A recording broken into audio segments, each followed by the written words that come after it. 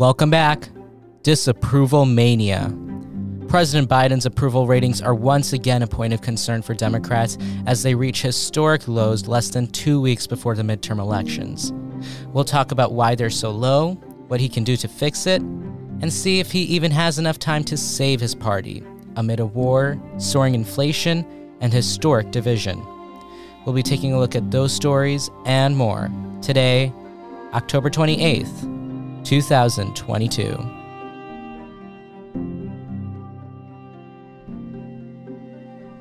From Ishan Media, this is the Ishan S Show, a podcast about the interesting and ever-changing world of American politics, with me, your host, Ishan. Welcome back to the Ishan S Show. Thanks for joining us today.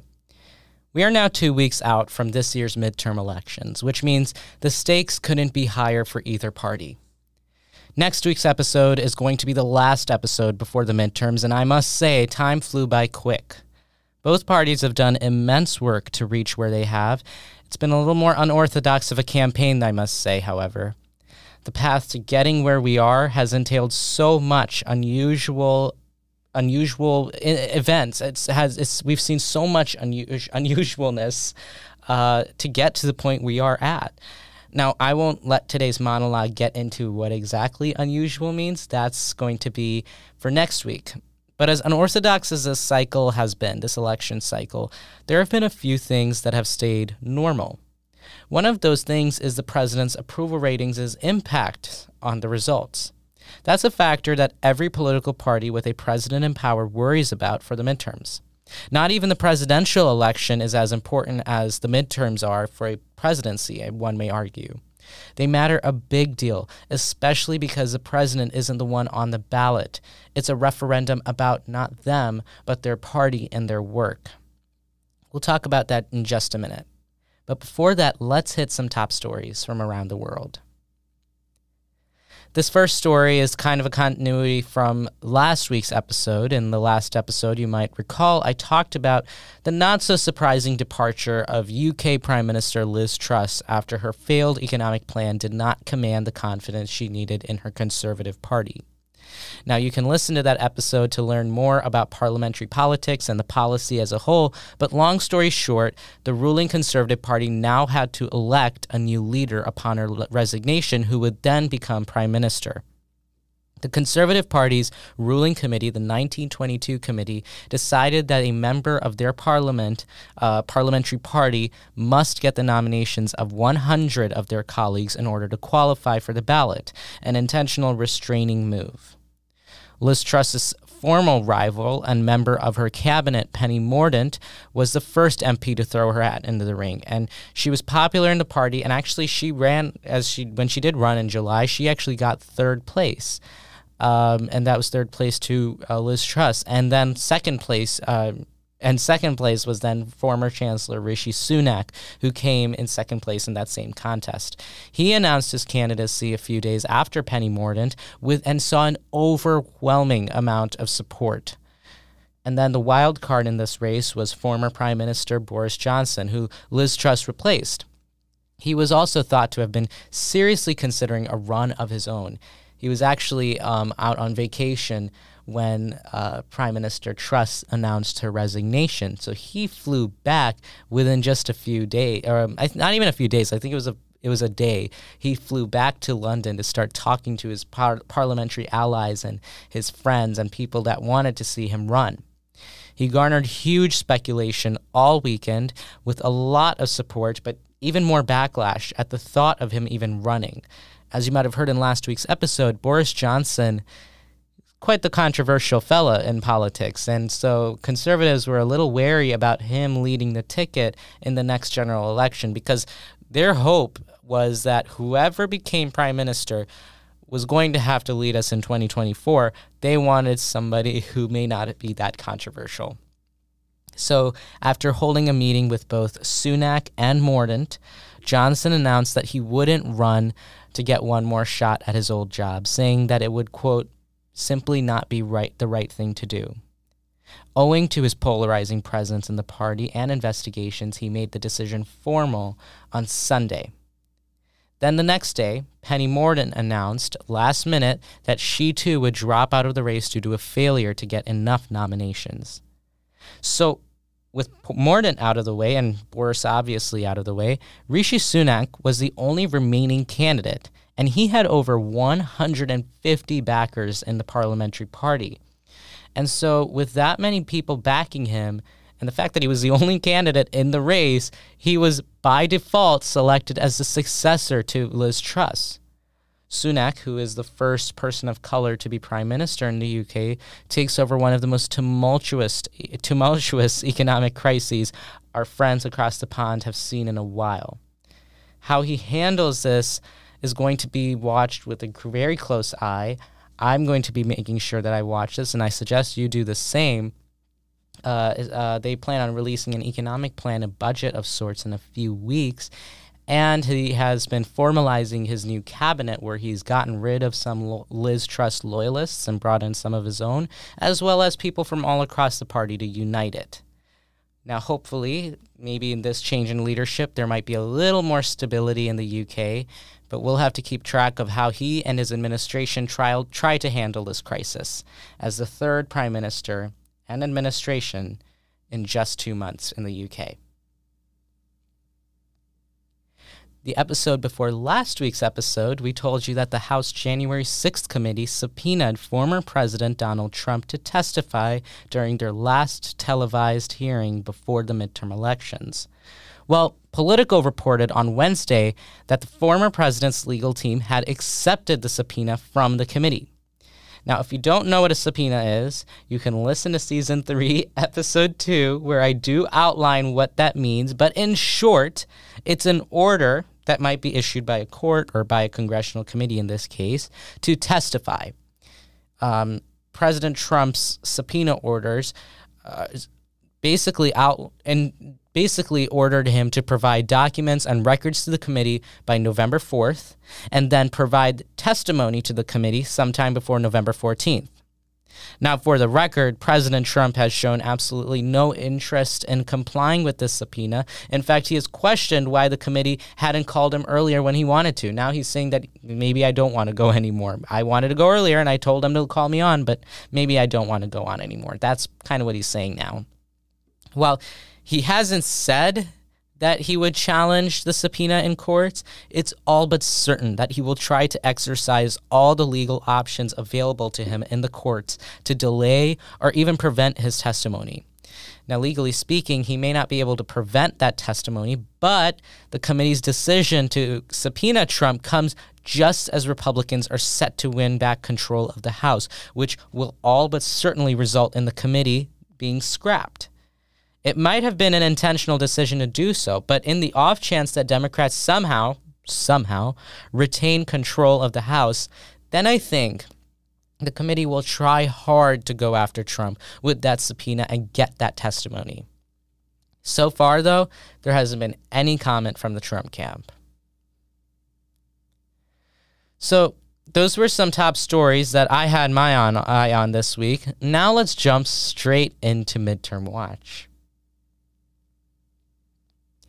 There's a concept that I've explained on this show before. It entails the incumbent president's political party to be destined to do poorly in the president's first midterm elections. This is called the midterm effect. The midterm effect has historically been a very common and reasonable expectation for all U.S. presidencies in modern American history. Things don't generally look too bright most of the time in their first midterm. The incumbent party does generally lose control of one or even both houses of Congress. Now, there are a few reasons for that. Number one, the president is a polarizing figure.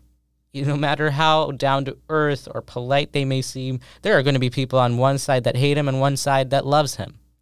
A lot of people don't generally like the president, however, and these midterms are sometimes reflections of their work in office. So if sentiment is particularly high against the president, then sometimes they do even worse. It's almost like a referendum on the job the president has done since taking office, kind of like a yes-no vote on this president, because the president kind of is their party's representative. So when the people look at the president, they think of his party. They think of his party, his or her party, and they think of all the work that they've done in the past few months or years, whether that impacts me, benefits me, or hurts me. But another reason is just the anti-incumbent sentiment. Now, that's different. Sometimes the way the American electorate works can be quite interesting. There are instances when the electorate will decide they've just had enough of a party. Not that they hate the party or dislike it, but they've just had enough, and they think maybe it's time for a change. That's a common mindset in American voters, actually, who flip-flop between the parties expecting something new all the time. And it's the definition of a swing voter, somebody who may not be satisfied with one party and may vote for the next, or may vote for the other party in the next election. That's a swing voter. And swing voters have a lot of power depending on the type of election we're in. And in this year's election, well, swing voters do have a little power. This is a lot of time, though. A lot of the time, this is what happens. And it's a lot of the time, it's influenced by who's president. It's not just the party. The president is basically, as I said, their party's mascot. They carry the banner of that party. So there may be those who are dissatisfied with the president, and they may say, I've had enough. And then there are like those who maybe say, I'm getting bored of this guy. Let's do something different. The psychological understanding that goes behind understanding the average American voter in the electorate is a field of its own, known as voter psychology. Now, of course, we don't have enough time here on the show to go into voter psychology and explain how the average voter thinks, but that's kind of a dip into what maybe that may entail. That's for you guys to research. Now, I've just gone on this thing about how the average American voter votes in midterms, obviously not representative of all, but the general thought process behind why one may cast a vote. So why does this matter? How does it apply to this year's midterms? What kind of situation are we in this year? Well, this year, we're not expecting to be in the second scenario that I said, where the voters just don't care, but rather the first. The first scenario is generally associated with more dissatisfaction with the incumbent administration. Why do I say that? Well, President Biden's poll numbers are at record lows. Biden's approval numbers, which we'll get to more after the break, are an indicator of the country's view of the job that the commander-in-chief has been doing. And they're pretty low. Lower than most of President Biden's presidential peers at similar points in their presidency. What does that say about the state of this year's midterms? Well, for Democrats, they look quite bleak. Now, while I don't expect every American voter to check the approval ratings and make an informed decision on who they'll vote for based on just those approval numbers every day like a score, I do think the numbers could indirectly shape a voter's viewpoint. And I do think that it could be very much shaped by the media, the way the media covers this election. Obviously, a lot of people pay a lot of attention to the news media to make an informed decision about who they'll vote for, especially swing voters. So let's say, here's an example. There's a swing voter who voted Democrat in the last election but is a little dissatisfied with the Biden administration, and they're from, Pennsylvania. When this voter turns on their television and sees these numbers on Fox News, I'm guessing their thoughts are going to be, so it's not just me that's dissatisfied. A lot of people in politics tend to overestimate their party's strength, but these approval numbers are like high school tests, and the midterms are like your actual final. Each poll that comes out is like a test grade on your course, the presidency, and these tests kind of indicate how you're going to do during the finals and what your final grade will be. And in this political context, I guess that final grade would be control of either house of Congress. So these approval numbers very much matter, and they help shape and define a presidency. That's number one, but they also help inform electorates. They help inform other political figures, other political organizations about the type of confidence that they may want to have or they may not want to have in a president. So that's why these approval ratings matter so much. All right, so that was a bit about what presidential approval numbers mean. When we come back from the break, we'll talk about the actual polling results we saw in the past couple of days and analyze just what they mean for the November elections less than 2 weeks away. Don't go anywhere. We'll be right back after this short break. All right, we're back from the break. So before we left, I was talking about what we should understand from presidential approval rating polls and why they matter so much in politics, especially ahead of election time. Now let's take a look at some actual polling and see what these approval ratings have in store for Democrats this year. So, according to a Gallup poll that came out a few days ago, President Biden was sitting at 40%. That's down from 42% last month and 44% in August. That's approval ratings. President Biden's approval ratings really took a hit after the botched Afghanistan withdrawal back in August of 2021, when, as we know, the Taliban took power in Afghanistan, essentially throwing 20 years of American involvement in the country out the window. Until then, however, the president had enjoyed great numbers north of 50%, which is all you need in politics. He got through some key campaign promises, including COVID relief. His infrastructure package was underway, at least in negotiations. He had a massive vaccine rollout and foreign policy successes. Things were looking good. Then, after that botched withdrawal, his approval ratings plummeted. Combine that first with rapidly increasing inflation and gas prices, which continue to persist to this day, and his numbers steadily dropped. Then this year, Russia invaded Ukraine, and gas prices and prices in general soared even more. Inflation hit a record 8% for multiple months in a row. That was no bueno. President Biden's approval ratings accordingly then took a hit. They hit a low of 38% and then did begin to rebound.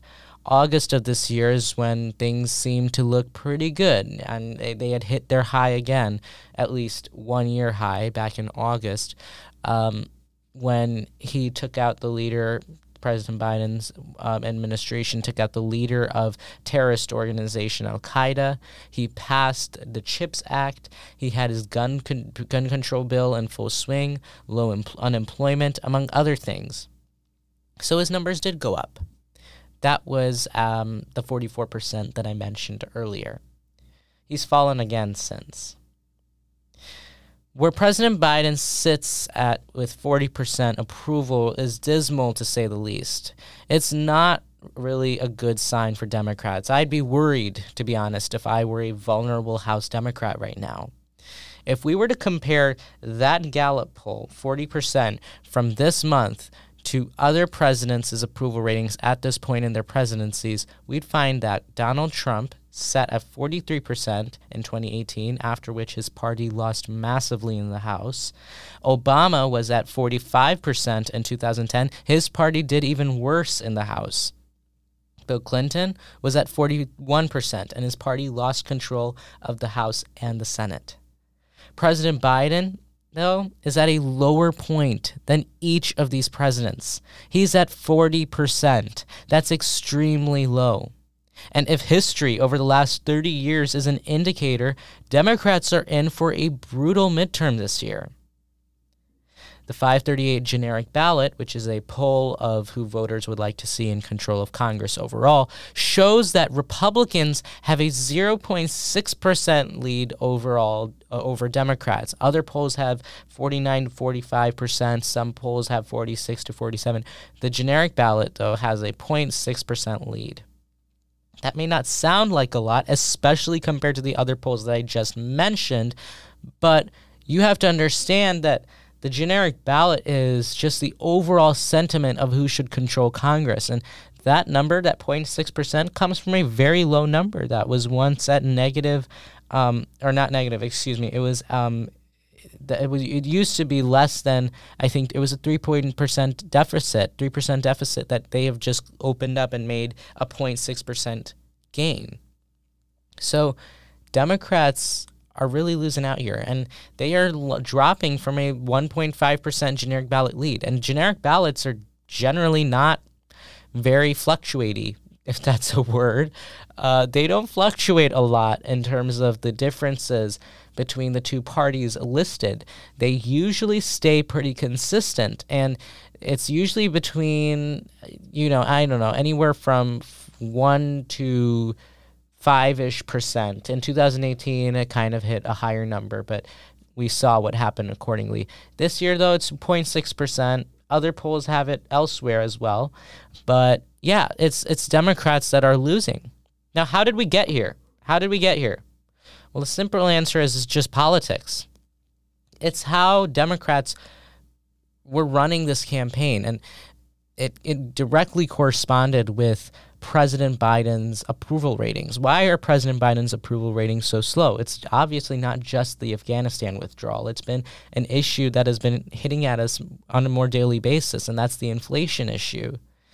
I think Democrats ran very heavily on the issue of gun violence and the overturning of Roe v. Wade back in the summer when those were at the top of everyone's minds. And they ran on that high for, I think, a good 2 or 3 months until that kind of died out. Now, it's not that voters don't care about these issues. A lot of them really do.